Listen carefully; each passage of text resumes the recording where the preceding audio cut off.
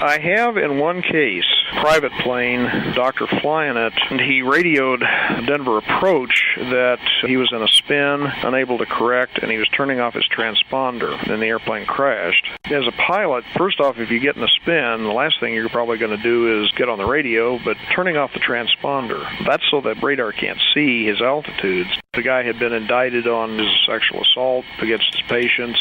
10 days earlier, had taken out a multi-million-dollar insurance policy for his family. Pretty obvious it was intentional once you factor in that radio call. Probably the closest to this would be Egypt Air 990, which is a Boeing 767 that was going from Washington, D.C. to Cairo in 1999. And that one, the co-pilot waited until the captain left the cockpit, then put the airplane in an extreme dive. Captain managed to fight his way back into the cockpit. Guy didn't lock the door. Was able to get back in the seat apparently, and they're struggling trying to control the airplane. Ultimately, unfortunately, the co-pilot won, and the airplane crashed, and everybody died.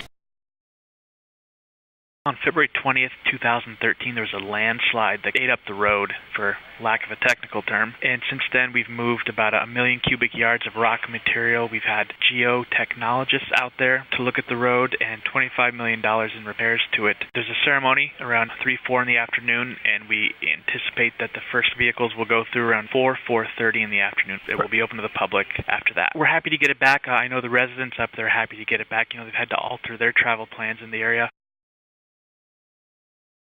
We're presenting the history of the Yavapai County Sheriff's Office from 1864, when the county's first sheriff came aboard, until up to the present date. It was conceived and executed by the Sharlot Hall Museum in cooperation with the Yavapai County Sheriff's Office. In the case of the invitation on an exhibit, it's a doctor, possibly victims' families, and the stockades, while they were meant to give privacy, the reality is anybody can climb a tree and watch the hanging, because they were done right there on the east side of the courthouse plaza. With the recent resignations of a couple key individuals, Chief Darrell Willis and Fields Management Supervisor Ted Ralston, it provided an opportunity for us to kind of reassess our business model as to how we provide fuels reduction in this community. Right at the moment, we're looking to roll the positions that are currently staffed into the Community Risk Reduction Division, which is a division formerly known as prevention, but it is more encompassing than that. It goes into code enforcement, it goes into prevention and inspection. As a result of Dr. McKinley's dedication, not only to getting the vet centers throughout the nation and specifically here in Prescott, but his work with post-traumatic stress disorder, many of the VA hospitals have incorporated the treatment protocols. Mr. Craig Matthews, who is a Vietnam combat veteran, who was part of that first initial group that worked with Dr. McKinley. Mr. John Woods, who's the Readjustment Counseling Service Deputy Regional Manager out of Denver.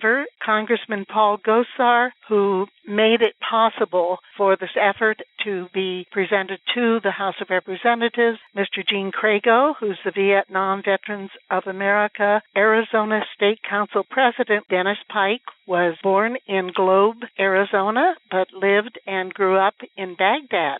He was shot down over Laos in 1972. He is listed as missing in action since 1972.